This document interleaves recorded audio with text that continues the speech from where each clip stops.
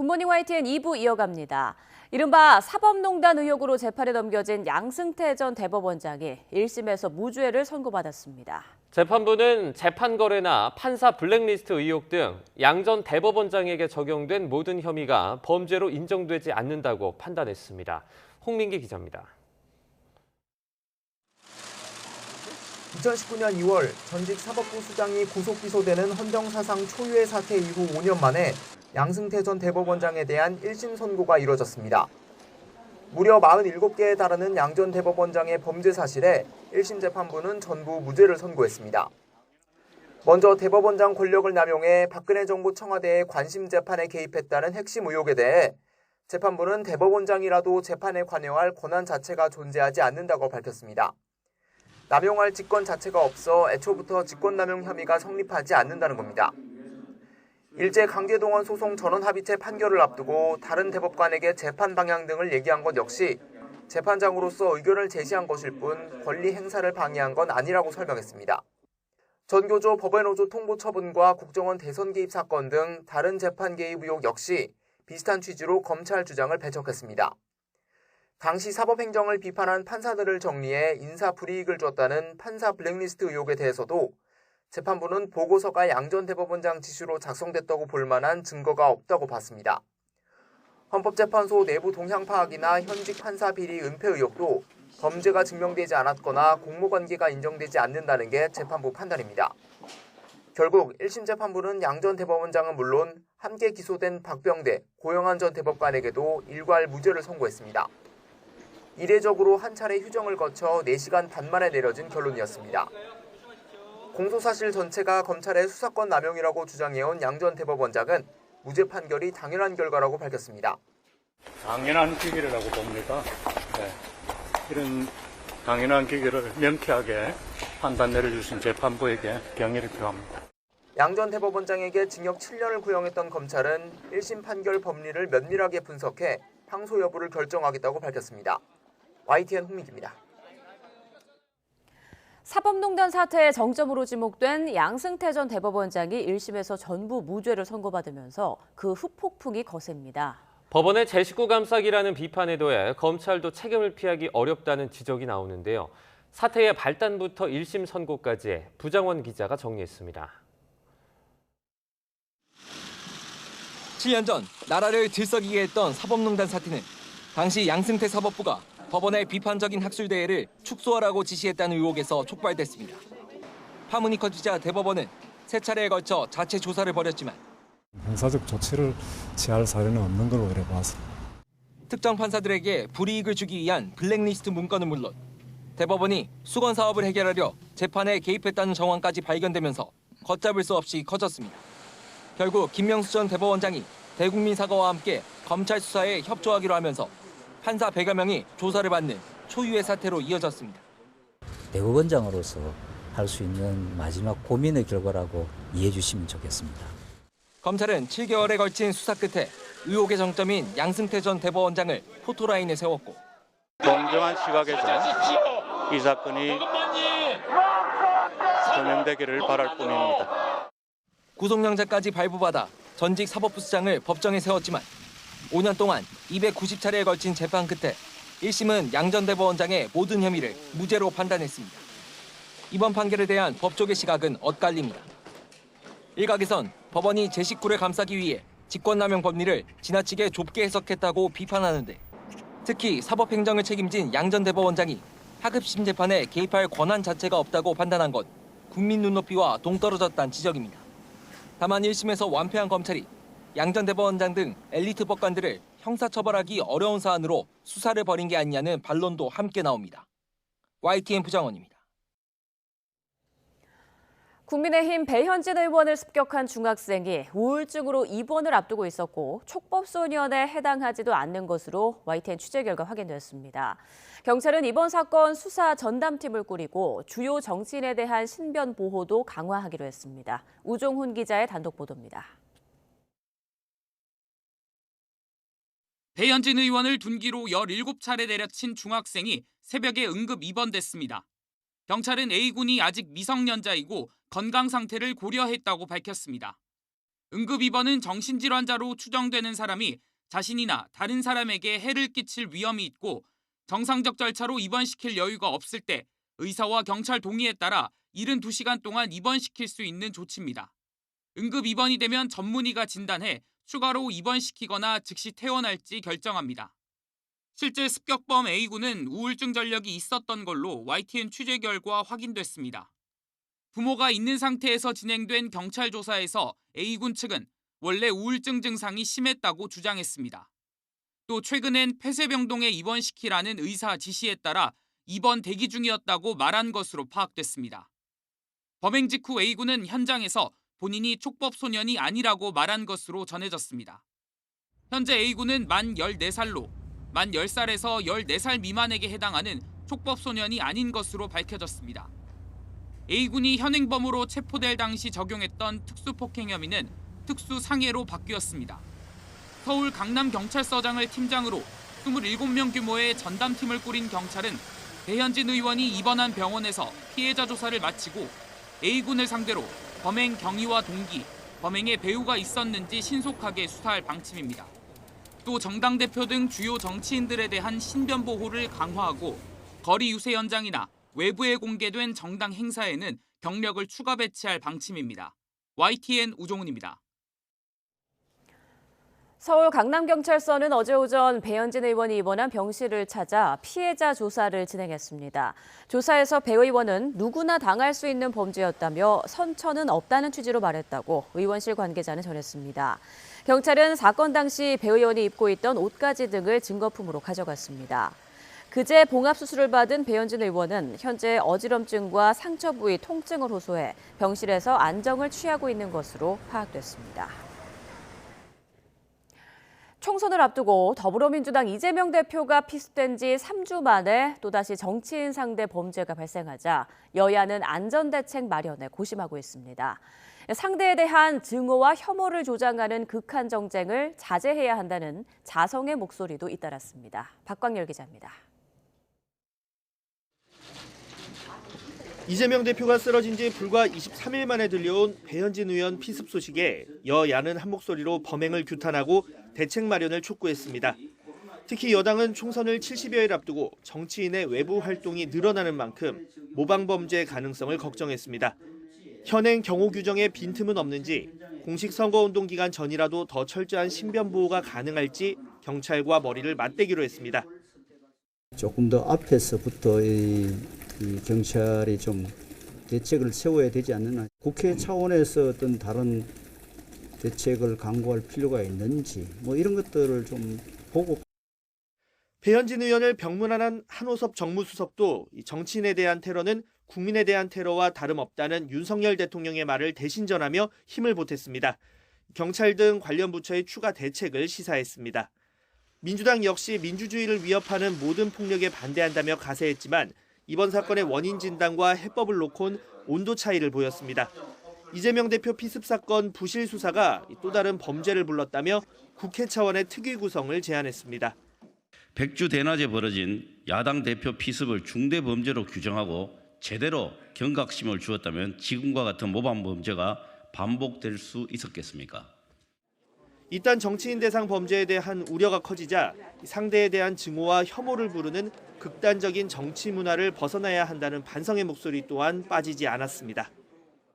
정치인들부터 반성하고 생각이 다르거나 노선이 달라도 존중하는 정치를 정착을 시키면 이런 것을 없애는데 조금이라도 도움이 되지 않을까.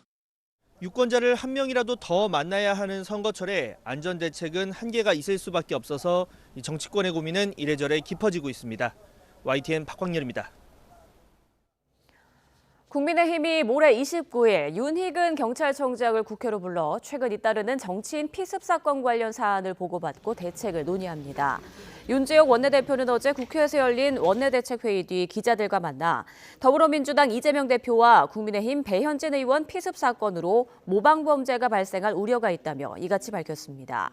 이어 선거 관련 경찰의 경호 경비 대책이 선거 운동 기간으로 제한돼 있는데 좀 더 앞당겨 대책을 세워야 하지 않나 생각한다며 윤 청장 및 소속 행안위원들과 이 문제를 포함해 논의하겠다고 덧붙였습니다. 정치인 피습 사건이 잇따르자 정치권에선 증오와 혐오 정치를 자제하자는 목소리도 나오고 있지만 총선을 70여일 앞둔 여야의 설전은 여전합니다. 민주당 이재명 대표가 윤석열 대통령을 향해 김건희 여사 의혹 은폐에 앞장서고 있다고 비난하자 국민의힘은 정치 공세라며 강하게 반발했습니다. 김대겸 기자입니다. 민주당 이재명 대표는 정상적인 국정 운영이 완전히 실종됐다며 윤석열 대통령을 직접 겨냥했습니다. 대통령이 영부인 의혹 은폐에 앞장서고 있다며 정치에서 손 떼고 민생 살리기나 집중하라고 지적한 겁니다. 모든 국정의 중심은 국민이라던 대통령은 국민과 소통하기는커녕 영부인 의혹 은폐, 노골적 당무 개입, 선거 개입에 앞장서고 있습니다. 민주당 지도부도 가세했습니다. 당정 갈등설에 단초가 됐던 김 여사 명품 가방 수수 의혹에 대해 명확한 입장을 밝히라며 국민의힘 한동훈 비대위원장을 압박했습니다.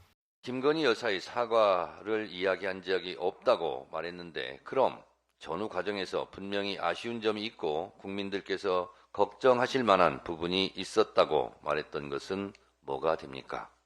정치개혁을 내세우며 이재명 대표 비판 수위를 끌어올리던 한동훈 위원장은 이날은 공식 일정 없이 외부와의 접촉면을 최소화했습니다. 민감한 이슈에 대한 언급을 피하려는 것으로 보이는데 대신 윤재옥 원내대표가 방어에 나섰습니다. 대통령실 쪽에서도 많은 의견들을 듣고 있다고 했으니 그런 부분들은 또 필요한 상황에서는 필요한 조치를 할 것으로 생각하기 때문에 일각에서 거론되는 윤 대통령의 대담 형식 입장 발표 가능성과 무관치 않다는 해석이 나오는데 여당에선 몰래카메라를 이용한 함정 취재가 사건의 본질이라는 부분도 연일 강조하고 있습니다. 영부인을 둘러싼 논란의 본질은 윤석열 정부를 흔들려는 정북 인사들이 넣은 덫, 몰카 함정 취재 그 이상 그 이하도 아닙니다. 민주당은 김건희 여사 관련 의혹에 화력을 집중하며 4월 총선까지 정권 심판론 구도를 이어간다는 계획입니다. 여당은 승부처인 중도층과 수도권 표심에 미칠 영향 최소화에 총력을 다할 것으로 보이는 만큼 투표일이 다가올수록 공방은 더 거세질 거란 전망입니다. YTN 김대겸입니다. 비례대표 선거제 개편에 열쇠를 쥔 더불어민주당 이재명 대표가 현행 준연동형 대신 거대 양당에 유리한 병립형 전환에 무게를 두고 있다는 관측이 제기되자 민주당 의원 81명이 공개 반발했습니다. 당 소속 의원 절반에 가까운 규모인데 또 다른 내용의 불씨가 될 수 있다는 우려가 나오고 있습니다. 이준엽 기자입니다. 민주당 의원 164명 가운데 절반에 가까운 81명이 현행 준연동형 비례대표제 유지를 당 지도부에 요구하며 사실상 집단행동에 나섰습니다. 소수 정당이 유리한 현 제도를 포기하면 야권을 분열시켜 경합 지역에서 타격받을 거란 겁니다. 표 분산으로 경합 지역이 늘고 0.73% 차이 대선 패배의 악몽이 지역구에서 재현될 우려가 있습니다. 정당 득표율에 따라 비례의석을 나눠 거대 양당에 유리하다는 평가를 받는 병립형으로 돌아가면 비례의석을 몇 석 더 얻을지는 몰라도 결국 소탐대실할 거란 주장입니다. 양당제 패의 극복이란 명분 역시 잃게 되는 만큼 범야권 비례연합정당을 구성해 윤석열 정권 심판 구도를 확실히 만들자고도 했습니다. 국정 운영과 민생을 파탄의 지경으로 몰아넣은 윤석열 정부를 중간 평가하고 이를 견제 심판하는 선거가 되어야 합니다. 이들 의원이 공개적으로 견제구를 날린 건 병립형 회기 기류가 당 지도부 내에서 적잖게 감지되고 있기 때문입니다. 실제로 이재명 대표가 151석 단독 원내 제1당을 목표로 제시한 이후 민주당 내에선 위성정당 난립과 비례대표 공천권을 둘러싼 소수 정당과의 갈등이 우려되는 현행 준연동형 제도를 포기할 거란 전망이 나오고 있습니다.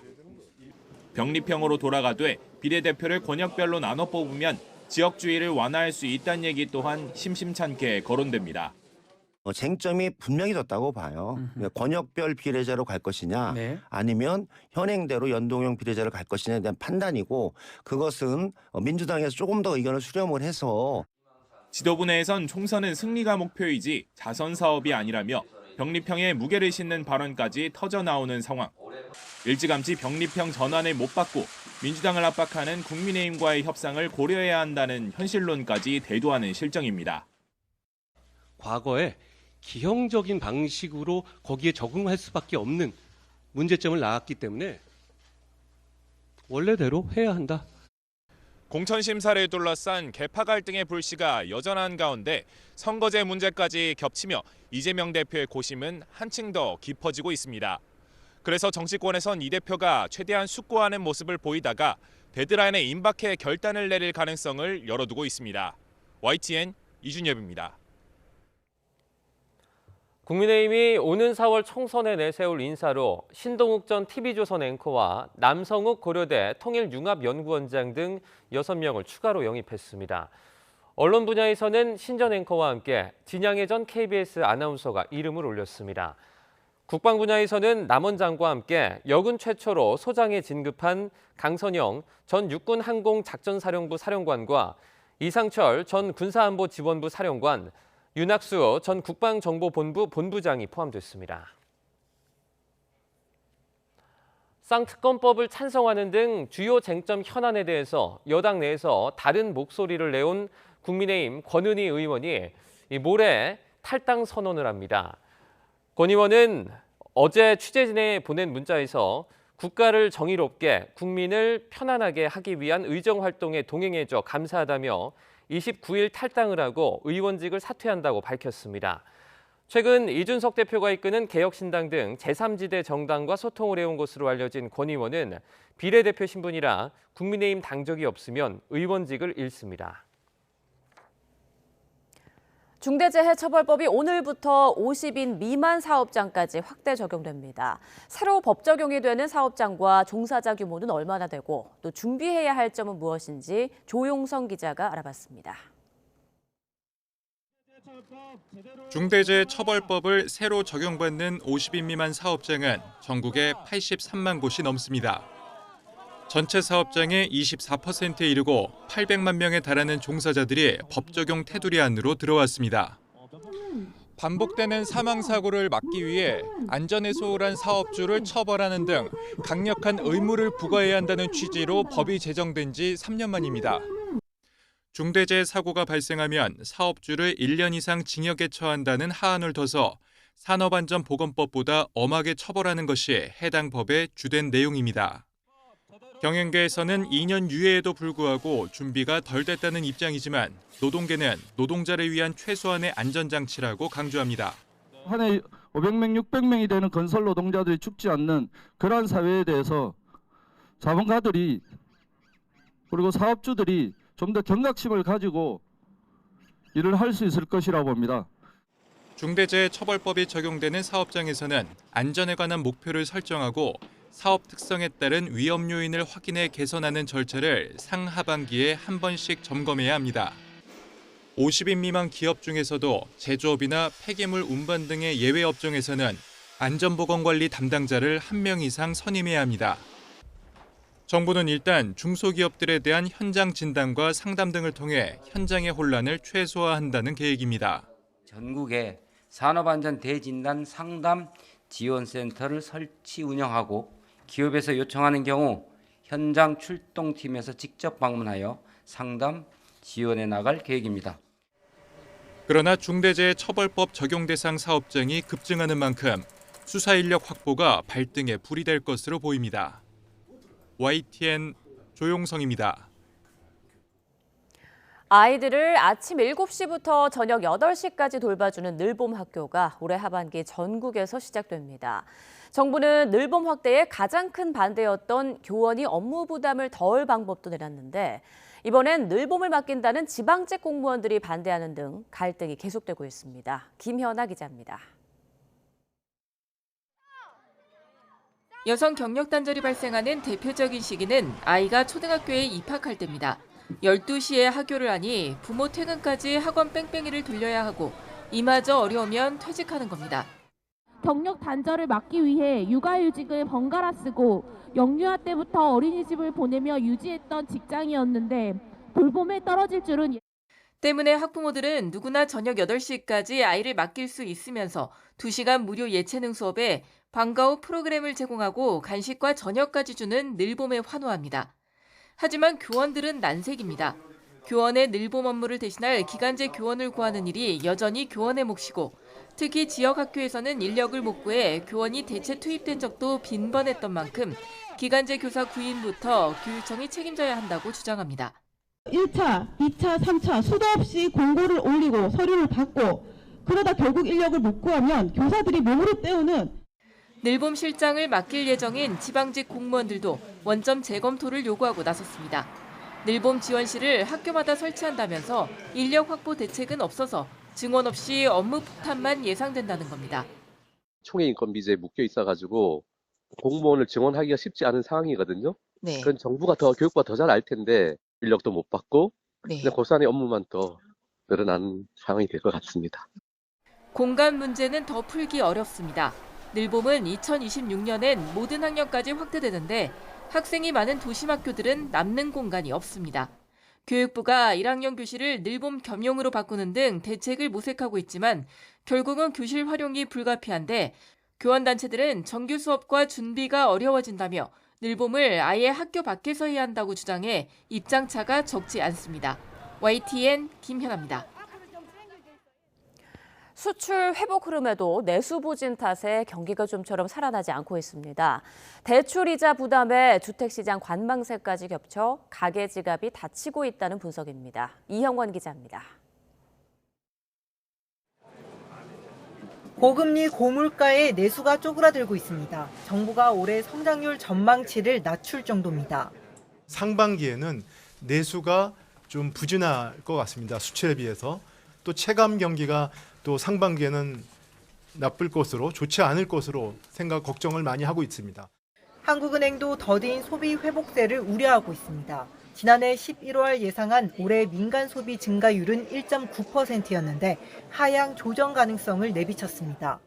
다소 저희가 예상한 것보다 좀 낮아졌습니다. 성장률을 낮추는 쪽으로 작용했고요. 올해 성장이 양극화가 돼서 내수 부분과 이 수출 부분이 양극화될 수 있는.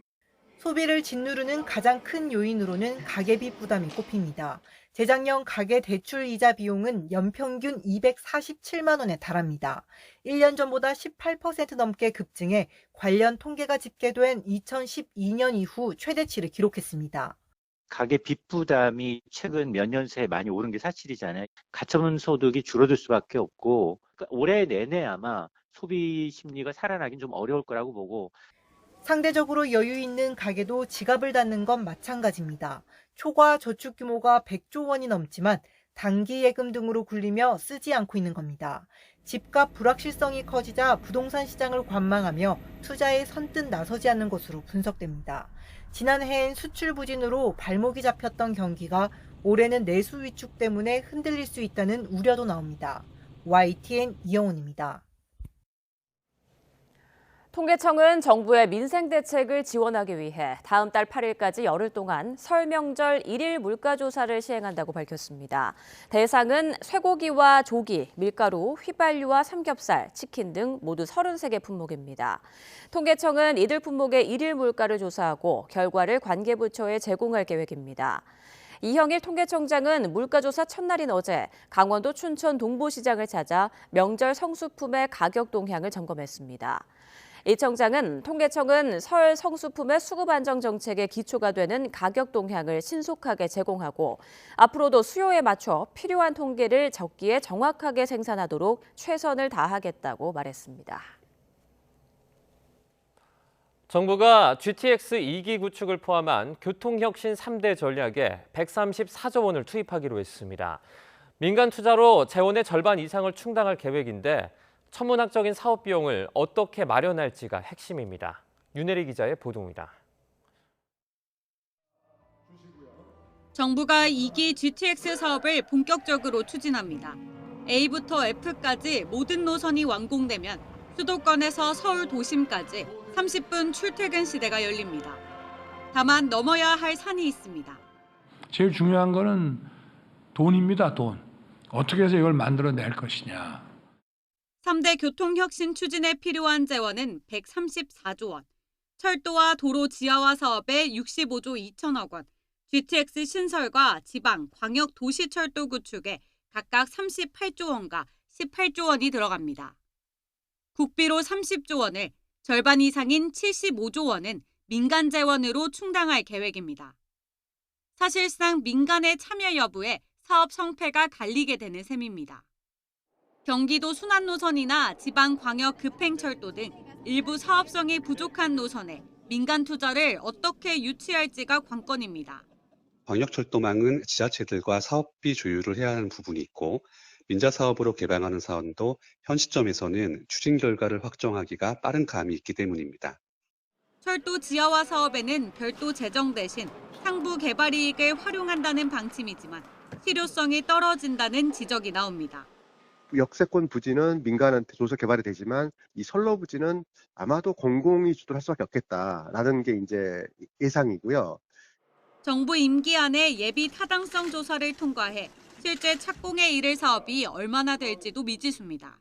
2기 GTX라고 할 수 있는 DEF 노선은 지금부터 사업계획 수립과 여타 등의 절차를 거쳐서 준비를 하면 첫 번째 1단계 사업은 2035년, 늦어도 2035년 정도에는 개통할 수 있을 거로 생각을 합니다. 또 수도권 교통망 구축에 재원이 집중되면서 지역 균형 발전에 역행하는 것 아니냐는 우려도 나옵니다. YTN 윤혜리입니다. 서울시가 대중교통비를 지원하는 기후동행카드 시범 사업을 오늘부터 시작하고 국토교통부와 경기도, 인천시는 5월에 교통비를 환급해주는 K패스와 더 경기패스, I패스를 출시합니다. 각각의 혜택이 다른 점을 이용하면 교통비를 절약할 수 있는데요. 이승윤 기자가 소개합니다. 박상우 국토교통부 장관과 수도권 지방자치단체장들이 한자리에 모였습니다. 국민의 교통비 부담을 덜기 위해 이용비 환급과 무제한 이용 등 각각의 교통카드 혜택을 홍보하기 위해서입니다. 중앙정부 기본적인 프로그램을 만들고 각 지자체가 이것을 자기 지역 주민들의 통행 패턴에 맞는 프로그램을 업그레이드 해 나가는 것이 굉장히 좋은 방식이라고 생각을 합니다. 서울시는 오늘부터 기후동행카드 시범 사업을 시작하고 오는 7월부터 전면 시행합니다. 서울시의 기후동행카드는 한 달에 62,000원 혹은 65,000원을 내면 시내버스나 서울 지하철 등을 무제한 타는 정액제입니다. 4월 김포시를 시작으로 인천시와 그 외 수도권 지역으로 사용 범위를 계속 확대할 수 있도록 노력하겠습니다. 국토부와 경기도, 인천시는 5월부터 각각 K패스와 더 경기패스, 인천 I패스를 준비 중입니다. K패스와 경기패스, 인천패스는 한 달에 15차례 이상 대중교통을 이용하면 지출 금액 중 일반인은 20%, 저소득층은 53%를 환급해 줍니다. 일반 버스, 지하철뿐만 아니라 광역버스, 순환버스, 신분당선, 그리고 금년 3월 개통 예정인 GTX-A까지 요금 체계가 다양한 교통수단이 다만 K패스는 만 19살에서 34살에게, 경기와 인천패스는 19살에서 39살의 청년에게 30% 환급을 해줍니다. K패스 지원 상한이 월 최대 60회인 반면 경기, 인천패스는 지원 횟수 제한이 없어 초과분을 환급받을 수 있습니다. 또 경기와 인천패스는 어린이와 청소년에게 1년에 최대 각각 24만 원과 12만 원을 지원해주고 인천패스는 65세 이상에도 30% 환급을 해줍니다. 수도권 대중교통비 지원 체계를 공동으로 연구하는 사업을 추진해 나가도록 하겠습니다. 서울시도 상반기 중 기후동행카드 청년권을 출시해 월 5만 8천 원에 만 19세에서 34세 청년의 대중교통 무제한 이용을 지원합니다. 이번에 국토부와 수도권 지자체 간의 구체적인 할인 연계 방안은 공개되지 않았습니다. 특히 서울과 경기, 인천 간의 이 세부 운영 내용을 놓고서는 의견차가 있어서 시스템 통합엔 적지 않은 시간이 걸릴 전망입니다. YTN 이승윤입니다. 200개 넘는 점포를 잿더미로 만든 충남 서천시장 화재 사고. 경찰은 전기적 요인에 의해서 불이 났을 가능성에 무게를 두고 조사하고 있는데요. 확인 결과 새해 벽두에 이루어진 화재 취약시설 안전점검에서 이미 서천시장 전기와 소방 설비에 문제점이 지적된 것으로 드러났습니다. 이상곤 기자입니다. 불이 나기 3주 전 서천시장은 지자체 합동 안전점검을 받았습니다. 결과 보고서를 보면 불이 난 수산동에 있는 누전 차단기가 결로로 손상돼 있고 아예 차단기가 설치 안 된 곳도 있다고 적혀 있습니다. 또 냉각기 회로의 배선이 난잡하고 방화문을 수동으로 움직이는 데 문제가 있다고 지적됐습니다. 전기와 소방 분야에서 위험성이 확인된 겁니다. 연말 연시에 겨울철 화재 예방을 위해서 촉박한 시간 내에 긴급 점검을 실시하였습니다. 해당 부서 담당자를 입회하여 실시하였고요. 점검 사항에 대해서는 현장에서 전달하여 시정 조치토록 처리하였습니다. 하지만 이후 조치가 이루어졌는지 확인하는 현장 조사는 이루어지지 않은 것으로 파악됐습니다. 소방본부 역시 모든 점검 결과를 파악하는 데 한계가 있었습니다. 최근에 겨울철 화재 대응 소방 점검을 했을 때 특이사항은 없었습니다. 소방본부는 전기 분야는 한국전기안전공사 담당이고 소방 분야는 조치가 완료됐다고 연락받아 특이사항이 없다고 답했었다고 해명했습니다. 전기설비는 서천군이 민간관리업체에 위탁해 정기점검을 받아왔는데 합동점검 이후 3차례 진행됐지만 이상이 없는 것으로 나왔습니다. 경찰은 불이 난 시장에 대한 전기설비에 문제가 있었는지를 확인하기 위해 담당 공무원들을 참고인 신분으로 불러 조사했습니다.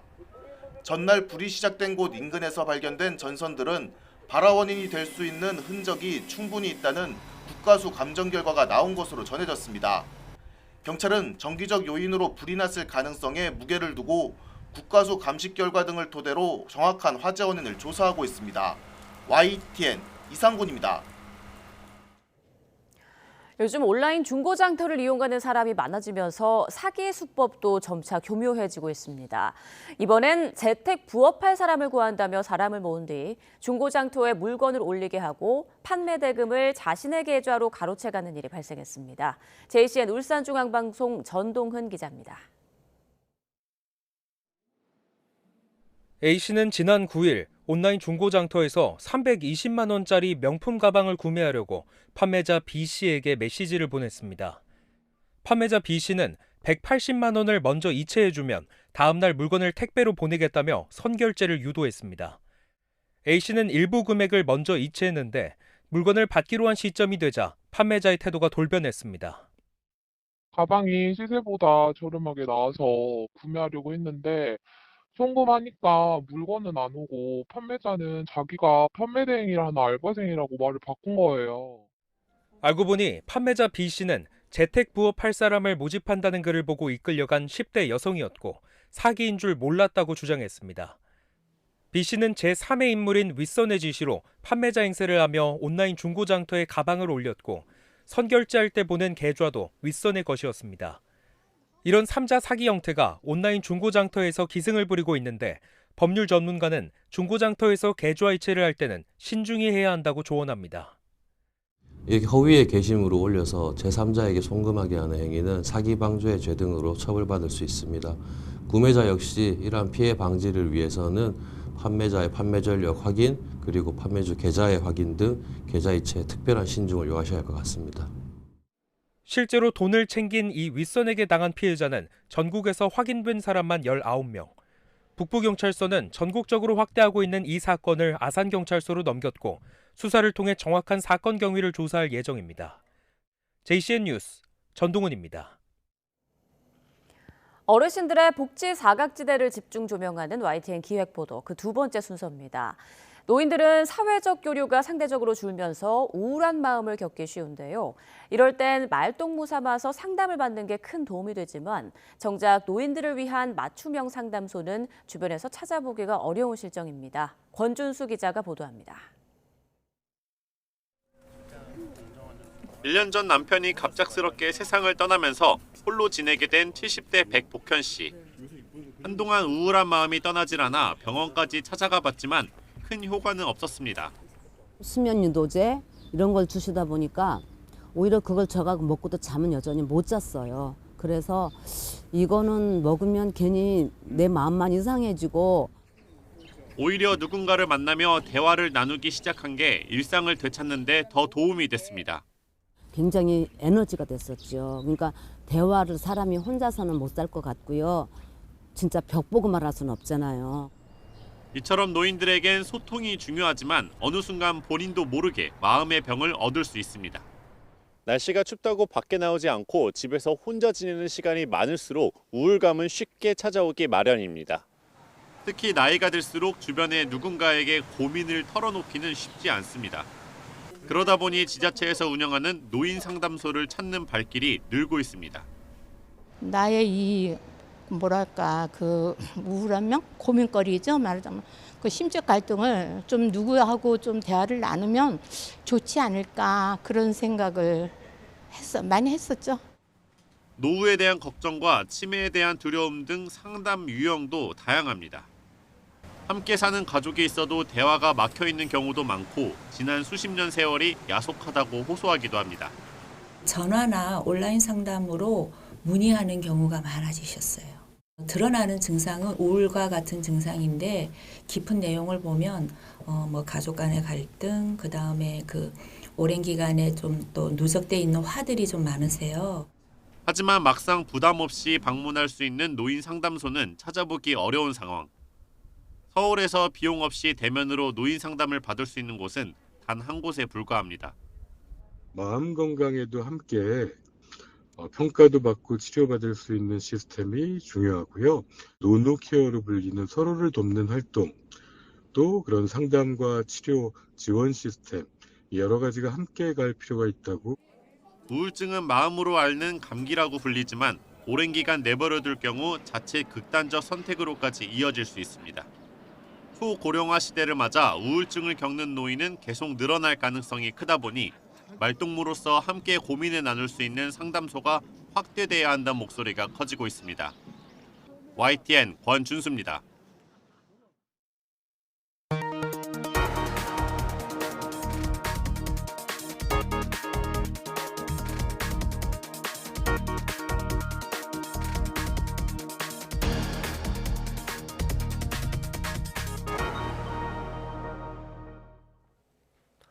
러시아가 한국 정부의 무모한 행동 때문에 양국 관계가 무너질 수 있다고 경고하며 우크라이나를 지원하지 말라고 압박했습니다.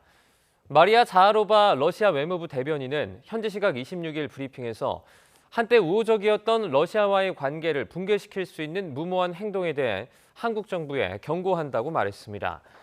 또 최근 러시아와 북한이 군사기술 협력을 한다는 주장이 서울에서 나오고 있다면서 이는 입증되지 않고 근거도 없는 불법적인 주장이라고 일축했습니다. 그러면서 미국과 동맹국들의 이런 가짜 정보의 목표는 아시아 동맹국인 한국을 우크라이나 분쟁에 끌어들이려는 것이라고 주장했습니다. 블라디미르 푸틴 러시아 대통령이 미국 정부가 우크라이나 전쟁 종전을 위한 대화에 나설 용의가 있는지 비공식 채널을 통해 타진했다는 보도가 나왔으나 미국과 러시아 정부가 즉각 부인했습니다. 블룸버그 통신은 현지 시각 25일 크렘린궁과 가까운 복수의 인사를 인용 푸틴 대통령이 지난달 중개인을 통해 미 정부 고위 당국자들에게 관련 논의에 열려 있다는 신호를 보냈다고 보도했습니다. 또 우크라이나의 나토 가입을 반대하는 것도 마지막엔 물러설 여지가 있으나 러시아군이 점령한 우크라이나 영토에 대한 러시아 정부의 통제권은 인정해야 할 것이라고 이 인사들은 강조했습니다. 이에 대해서 드미트리 페스코프 크렘린궁 대변인은 잘못된 보도라며 전혀 사실이 아니라고 강하게 부인했습니다. 미 정부 당국자들도 러시아 측으로부터 그러한 메시지가 전달됐다는 주장을 전면 부인했습니다. 유엔 국제사법재판소 ICJ가 이스라엘의 가자 지구에서 집단 학살을 방지할 것을 명령했습니다. ICJ의 이번 명령은 임시 조치며 법적인 강제력은 없습니다. 류재복 기자입니다. 국제사법재판소 판사 17명이 투표로 결정한 임시 조치는 모두 6개 항목입니다. 집단 학살 협약이 금지한 주민 살해와 상해 방지가 첫 번째입니다. 이스라엘군의 집단 학살 금지와 학살 혐의 증거 보존도 포함됐으며 직접적이고 공개적인 선동도 할 수 없습니다. 팔레스타인 주민의 인도적 상황을 개선하는 조치도 요구했습니다. 국제사법재판소에 재판 관할권이 없다는 이스라엘 주장은 받아들여지지 않았습니다. The court is acutely aware of the extent of the human tragedy that is unfolding in the region and is deeply concerned about the continuing loss of life and human suffering. 이스라엘을 제소한 남아프리카 공화국은 물론 하마스와 팔레스타인 정부는 즉각 환영한다는 뜻을 밝혔습니다. 이스라엘이 가자 지구에서 저지른 범죄를 폭로하는데 중요한 진전을 이뤘다고 평가했습니다. States now have clear legal obligations to stop Israel's genocidal war on the Palestinian people in Gaza and to make sure that they are not complicit. 이스라엘은 크게 반발했습니다. 집단 학살 주장은 터무니없는 거짓이라며 국가를 방어하고 국민을 지키기 위해 필요한 일을 계속할 것이라고 주장했습니다. Our war is against Hamas terrorists, not against Palestinian civilians. We will continue to facilitate humanitarian assistance and to do our utmost to keep civilians out of harm's way. 국제사법재판소의 이번 결정은 최종 판결이 나올 때까지 추가 피해를 막기 위한 일종의 가처분 명령입니다. 본안 판결과 마찬가지로 강제력이 없어 이스라엘 공격이 멈추기는 어려울 것으로 보입니다. YTN 유재복입니다. 기시다 후미오 일본 총리가 오는 4월 미국을 국빈 방문해 조 바이든 미국 대통령과 정상회담을 진행합니다. 특히 최근 북한이 도발을 이어가며 위협 수위를 높이고 있어 이를 둘러싼 한미일 협력도 주요 의제로 논의할 전망입니다. 도쿄에서 김세호 특파원입니다. 기시다 총리가 오는 4월 10일 국빈 자격으로 미국을 방문해 조 바이든 대통령과 만납니다. 일본 정상으로는 지난 2015년 4월 아베 신조 당시 총리 이후 9년 만입니다. 国際社会がさまざまな課題に直面する今こそ日米の固い結束が重要です。 미 백악관도 기시다 총리의 국빈 방문을 공식화하면서 인도 태평양 지역의 다양한 위협과 도전에 대한 대응을 논의할 것이라고 밝혔습니다. 그러면서 한미일 3국의 협력 진전도 이번 미일 정상회담의 의제가 될 것이라고 밝혔습니다. 미사일 도발을 이어온 북한은 남한을 무력으로 통일하겠다는 발언까지 서슴지 않으며 한반도 불안을 고조시키고 있습니다. 남수선 전 영토를 평정하기 위한 대사변 준비에 계속 박차를 가해 나가야 하겠습니다. 이에 존 파이너 미 백악관 국가안보 부보좌관은 북한이 최근 매우 부정적인 행보를 이어가고 있다고 지적했습니다. 미 국무부 동아시아 태평양 차관보 출신인 데니얼 러셀 아시아 소사이어티 부회장은 김정은이 연평도 포격 이상의 공격을 할 의도가 있다고 경고했습니다. 기시다 총리는 이번 방미 기간 바이든 대통령과의 만찬과 함께 의회 연설도 할 것으로 알려졌습니다. 최근 자민당의 비자금 스캔들과 끝없는 지지율 추락으로 정권의 위기감이 고조되는 상황에서 기시다 총리는 이번 미일 정상회담을 통해 반전의 계기를 마련하는 데 힘을 쏟을 것으로 보입니다. 도쿄에서 YTN 김세호입니다. 닷새째 이어졌던 한파가 물러나면서 주말인 오늘과 휴일인 내일은 예년 겨울 날씨가 나타날 것으로 보입니다. 기상청은 오늘과 내일 전국이 맑은 가운데 서울 아침 기온은 영하 6도에서 영하 4도, 낮 기온은 영상 2도에서 3도로 예년과 비슷하겠다고 밝혔습니다. 다만 동해안 지역은 건조주의보가 내려진 가운데 다소 강한 바람이 불 것으로 보여 산불 등 화재에 대한 각별한 주의가 필요합니다. 네, 한 주는 춥고 한 주는 온화한 칠한 7월 날씨에 기온이 무려 20도 이상 널뛰기를 하고 있습니다. 이렇게 기온 변화가 심해지면 심혈관 질환자의 건강에는 빨간불이 켜지는데요. 정혜윤 기자가 전해드립니다. 일주일 동안 이어진 북극 한파에 도심 폭포가 꽁꽁 얼어붙었습니다. 서해안과 제주도에는 50cm가 넘는 폭설이 쏟아졌습니다. 주말부터 물러난 북극 한파. 이번에는 예년보다 포근한 겨울 날씨가 예고됐습니다. 이러다 보니 기온이 주 단위로 심하게 널뛰게 하고 있습니다. 서울의 경우 영하 14도까지 떨어졌던 기온이 다음 주에는 최고 7도까지 오릅니다. 일주일은 춥고 일주일은 온화한 칠한 7온에 기온차가 무려 21도나 나게 되는 겁니다. 이런 심한 기온 변화를 보이는 날씨는 노약자와 심혈관 질환자의 건강에 적신호가 됩니다. 기온이 많이 변할 때 환절기라든지 이번처럼 기온이 뚝 떨어졌다가 다시 오르는 이런 기간에도 심장에 부담이 많이 되는 것으로 되어 있어서 보통은 찬 공기 마시고 이런 것들을 조금 주의하는 게 겨울철에는 새벽부터 이른 아침 사이 야외 활동은 자제하는 게 좋습니다. 운동이 필요하면 실내에서 하거나 기온이 가장 크게 오르는 오후 시간이 좋습니다. 한파가 풀려도 일교차가 심한 경우가 많은 만큼 따뜻한 옷차림과 모자로 보온에 신경 쓰는 게 가장 중요합니다. YTN 정혜윤입니다.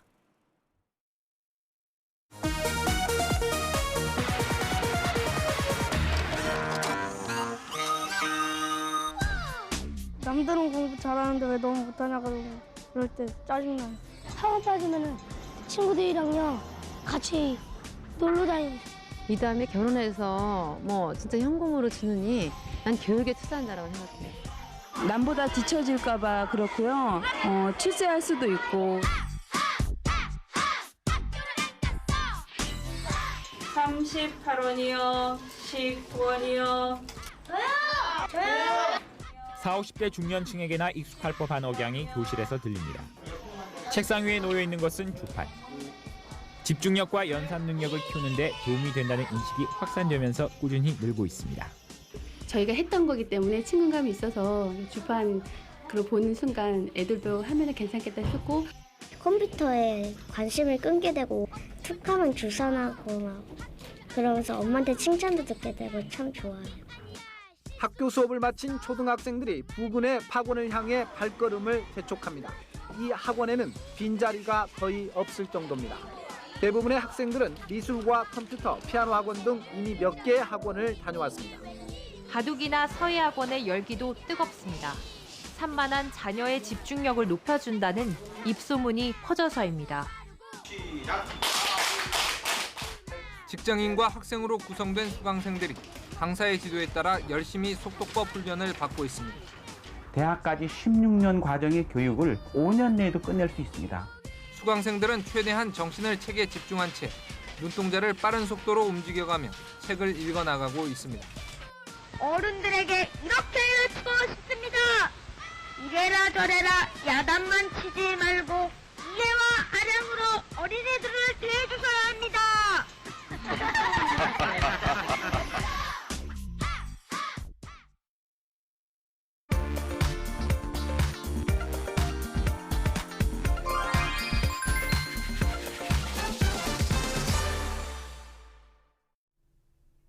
벌써 1월의 마지막 주말입니다. 주중엔 매서운 한파 때문에 약속도 잘 안 잡으셨을 텐데요. 오늘부턴 추위가 조금 누그러져서 지난주보다 나들이 가는 차도 조금 더 많아질 것으로 보입니다.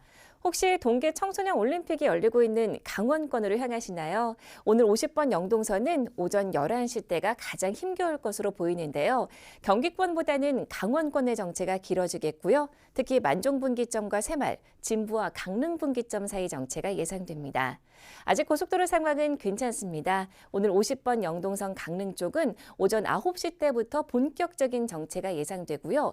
오전 7시부터는 버스 전용 차로제가 신갈분기점과 호법분기점 사이로 시행됩니다. 강원권 곳곳도 차는 많지 않지만 바람이 강해서 터널 전후 지나실 땐 감속 운전이 필요하겠고요. 60번 서울 양양선도 아직은 수월한데요. 오늘 화도와 서종 사이 정체가 예상되고 있습니다.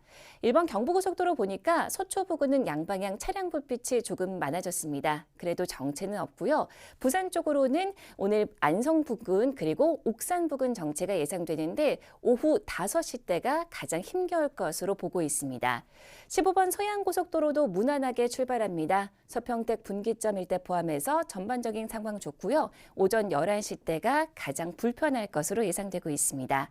전좌석 안전띠 잊지 마시고요. 고속도로 교통방송이었습니다.